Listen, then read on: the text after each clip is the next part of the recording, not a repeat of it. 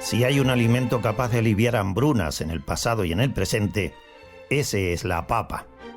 Así lo saben los españoles, y especialmente los canarios, quienes soportaron las graves crisis provocadas por los bloqueos navales que ocasionaron las guerras contra los ingleses y franceses.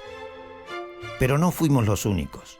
Las persistentes sequías que sufrió Sevilla entre 1571 y 1573 provocó hambrunas duraderas que movieron al encargado del economato de un centro benéfico de la ciudad a comprar papas para dar de comer a los enfermos.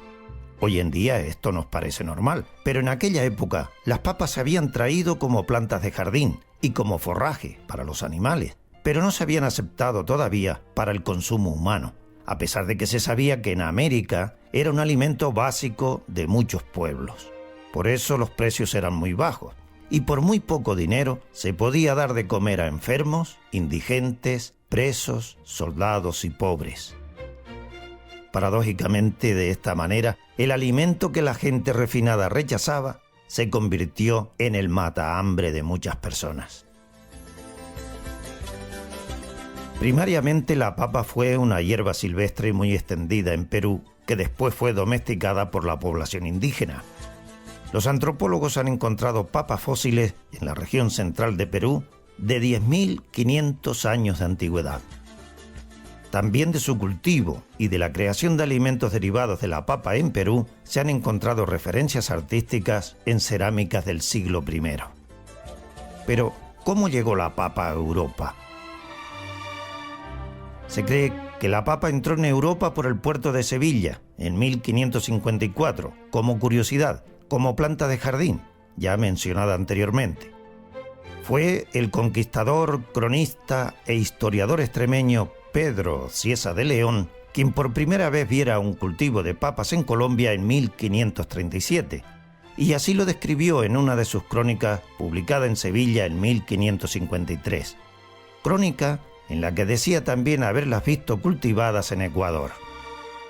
Tan solo 6 años después ya se plantaban papas en Canarias, y 7 años más tarde ya se exportaban a Francia y a Flandes, según documentos de la época. De allí fueron llevadas a Inglaterra en 1588, y 2 años después a Roma, Alemania, Polonia y Rusia, convirtiéndose en un alimento de consumo común. Iniciado el siglo XVII, el cultivo de la papa se introdujo en Irlanda y en el resto de Europa, lo que permitió evitar la muerte por hambre de cientos de miles de personas cuando se presentaron inviernos muy duros en el continente, a los que se sumaron enfermedades y guerras que se prolongaron durante el siglo siguiente, de tal manera que la papa se convirtió en el maná de la población europea ya entrado el siglo XIX, llegando a ser el alimento base de la población y de los ejércitos de Napoleón. Se estima que solo en Perú existen más de 5.000 variedades de papas nativas o criollas, aunque no todas ellas pueden ser cultivadas fuera del país porque requieren unas condiciones climáticas y agroecológicas que solo se dan allí.